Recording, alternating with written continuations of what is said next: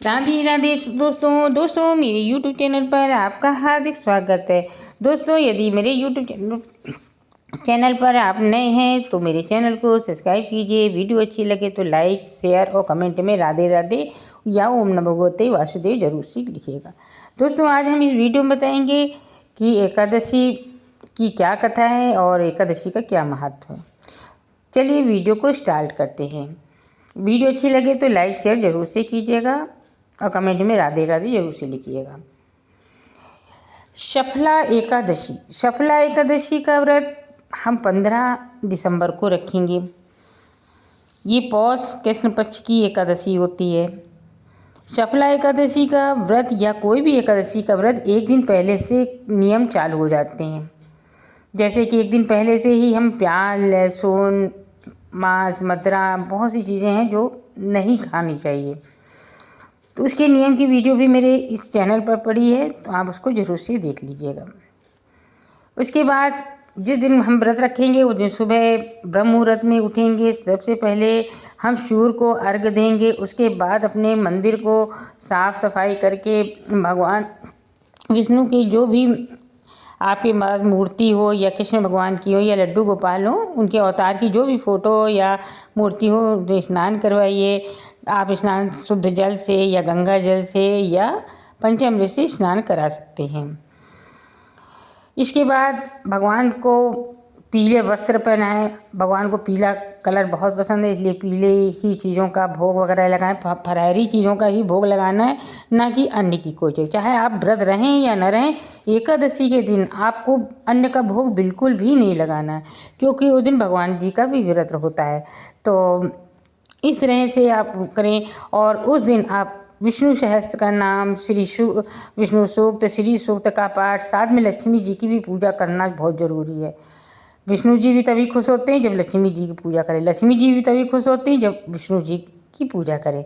तो इन दोनों की ही पूजा करना है। और इस दिन तुलसी की भी पूजा करना है। शफला एकादशी बहुत बड़ी एकादशी मानी जाती है और इस दिन आप तुलसी जी को भी पीली चुनरी उड़ाइए और पीली चीज़ का भोग लगाइए और भोग आरती वगैरह करिए। ये थी एकादशी के दिन हमें क्या करना है। अब सुनाते हैं आपको शफला एकादशी व्रत की कथा। पौष कृष्ण पक्ष मोक्षदा एकादशी की उत्तम व्रत कथा का श्रवण कर भाव विभोर होकर अर्जुन बोले, हे भगवान, मोक्षदा एकादशी की व्रत कथा सुनकर मैं धन्य हुआ। हे दीन बंधु, अब कृपा कर पौष मास के कृष्ण पक्ष की एकादशी के विषय में बताएं। उस एकादशी का क्या नाम है, उस दिन किस देवता की पूजा होती है और उसके व्रत की विधि क्या है। कृपा कर ये सब आप मुझे विस्तार पूर्वक बताएं। श्री कृष्ण भगवान बोले, हे पार्थ, तुम्हारे स्नेह के कारण मैं तुम्हारी प्रश्नों का विस्तार सहित उत्तर देता हूँ। अब तुम इस एकादशी व्रत का महात्म्य सुनो। हे अर्जुन, इस एकादशी के द्वारा भगवान विष्णु को शीघ्र ही प्रसन्न किया जा सकता है। पौष माह के कृष्ण पक्ष की एकादशी का नाम शफला है। इस एकादशी के आराध्य देव नारायण हैं। इस एकादशी के दिन श्रीमन नारायण जी का विधिवत पूजन करना चाहिए। हे अर्जुन, इस सत्य जानो, जिस भांति नागों में शेषनाग, पक्षियों में गरुड़ और ग्रहों में सूर्य चंद्र, यज्ञों में अश्वमेध यज्ञ और देवताओं में भगवान विष्णु श्रेष्ठ हैं, उसी प्रकार सभी व्रतों में एकादशी व्रत श्रेष्ठ है। हे पांडुनंदन, एकादशी का व्रत करने वाले भगवान विष्णु को अति प्रिय होते हैं। इस एकादशी में नींबू, नारियल, नैवेद्य आदि अर्पण करके भगवान नारायण की पूजा करनी चाहिए।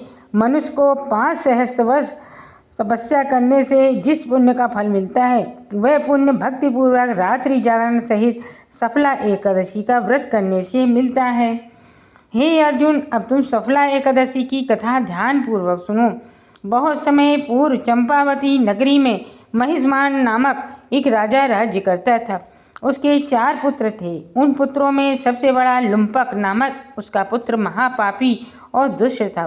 वह हमेशा पर स्त्री गमन में तथा वेश्याओं के यहाँ जाकर अपने पिता का धन व्यय किया करता था। देवता, ब्राह्मण, वैष्णव आदि सुपात्रों की निंदा करना उसका नित्य का काम था। प्रजानन, भी उसकी कुकर्मों से बहुत दुखी थे, किंतु राजपुत्र होने के कारण सब चुपचाप उसके अत्याचार को सहन करने को विवश थे और किसी का भी कितना साहस नहीं होता था कि राजा से उसकी शिकायत करता, किंतु बुराई अधिक समय तक पर्दे में नहीं रहती। एक दिन राजा महिष्मान को उसके कुकर्मों का पता चल ही गया। तब राजा अत्यधिक क्रोधित हुआ और उसने उसे अपने राज्य से निकाल दिया। पिता द्वारा त्यागते ही लुम्पक सबके द्वारा त्याग दिया गया। तब वह सोचने लगा कि अब मैं क्या करूं, कहाँ जाऊं। अंत में उसने रात्रि को पिता की नगरी में चोरी करने की ठानी। वह दिन में राज्य से बाहर रहने लगा और रात को अपने पिता की नगरी में जाकर चोरी तथा अन्य बुरे कर्म करने लगा। रात्रि में वह जाकर नगर के निवासियों को मारता तथा कष्ट देता। वन में वह निर्दोष पशु पक्षियों को मारकर उनका भक्षण किया करता था। किसी किसी रात जब वह नगर में चोरी चकारी आदि करते पकड़ा भी जाता तो राजा के डर के मारे पहरेदार उसे छोड़ देते थे। कहते हैं कि कभी कभी अनजाने में भी प्राणी ईश्वर की कृपा का पात्र बन जाता है। ऐसा ही कुछ लुम्पक के साथ भी हुआ। जिस वन में वह रहता था वह भगवान को बहुत प्रिय था। उस वन में एक बहुत पुराना पीपल का वृक्ष था तथा उस वन को सब लोग देवताओं का क्रीड़ा स्थल मानते थे। ऐसे पीपल वन में उसी पीपल के वृक्ष के नीचे महापापी लुम्पक रहता था। कुछ दिनों बाद पौष माह के कृष्ण पक्ष की दशमी के दिन वस्त्रहीन होने के कारण लुम्पक शीत के मारे मूर्छित हो गया। शीत के कारण वह रात्रि को ना सो सका और उसके हाथ पैर अकड़ गए। उस दिन वह रात्रि बड़ी कठिनता से बीती, परंतु सूर्य नारायण के उदय होने पर भी उसकी मूर्छा न गई। वह ज्यों का त्यों पड़ा रहा। शफला एकादशी के मध्याह्न तक वह दुराचारित मूर्छित ही पड़ा रहा। जब सूर्य के तपने से उसे कुछ गर्मी लगी तब मध्याह्न में कहीं उसे होश आया और अपने स्थान से उठकर गिरते पड़ते वन में भोजन की खोज में चल पड़ा। उस दिन वह जीवों को मारने में असमर्थ था, इसलिए जमीन पर गिरे हुए फलों को लेकर पीपल के वृक्ष के नीचे गया। तब तक सूर्य भगवान अस्ताचल को प्रस्थान कर गए। भूखे होने के बाद भी वह उन फलों को ना खा सका, क्योंकि कहाँ तो वह नित्य जीवों को मारकर उसका मांस खाता था और कहाँ फल। उसे फल खाना बिल्कुल भी रुचिकर नहीं लगा, अतः उसने उन फलों को पीपल की जड़ के साथ रख दिया और दुखी होकर बोला, हे भगवान, ये फल आपको ही अर्पण हैं, इन फलों से आप ही तृप्त हों। ऐसा कहकर वह रोने लगा और रात्रि को उसे नींद न आई। वह सारी रात रोता रहा। इस प्रकार उस पापी से अनजाने में ही एकादशी का व्रत हो गया। उस महापापी के इस व्रत तथा रात्रि जागरण से भगवान अत्यंत प्रसन्न हुए और उसके समस्त पाप नष्ट हो गए। प्रातःकाल होते ही एक दिव्य रथ अनेक सुंदर वस्तुओं से सजा हुआ आया और उसके सामने खड़ा हो गया। उसी समय आकाशवाणी हुई कि हे राजपुत्र, भगवान नारायण के प्रभाव से तेरे समस्त पाप नष्ट हो गए हैं। अब तू अपने पिता के पास जाकर राज्य प्राप्त कर। लुम्पक ने जब ऐसी आकाशवाणी सुनी तो वह अत्यंत प्रसन्न हुआ और बोला, हे भगवान, आपकी जय हो। ऐसा कहते हुए सुंदर वस्त्रों को धारण करने लगा। अपने पिता के पास गया। उसने अपने पिता को संपूर्ण कथा सुनाई तो पिता ने उसको अपना राज सौंपकर वन को रास्ता लिया। अब लुम्पक शास्त्रानुसार राज्य करने लगा। उसकी स्त्री पुत्र आदि भी नारायण के परम भक्त बन गए। अब लुम्पक शास्त्रानुसार राज्य करने लगा।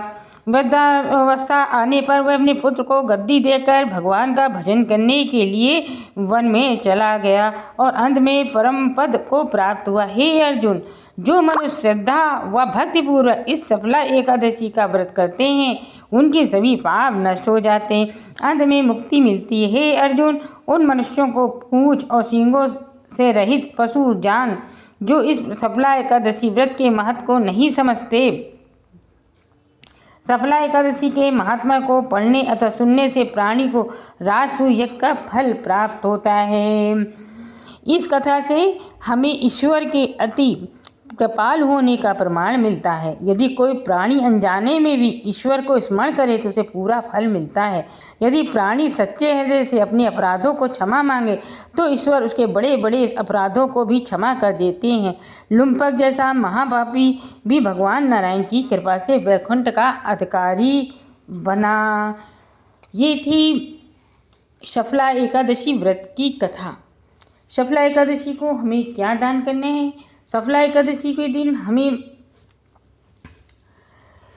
जैसे कि हम जो फलाहार खाते हैं, जैसे आलू है, शकरकंद है, घुइयाँ हैं और गुड़ है, आंवला है, नींबू है, तिल हैं, ये सब चीज़ें हमें दान करनी। साथ में दक्षिणा रखना बिल्कुल ना भूलें। दक्षिणा जरूर से रखें। आप फल में केला है, संतरा है, आम, जो सीजन के फल होते हैं वो आप रख सकते हैं। वीडियो अच्छी लगे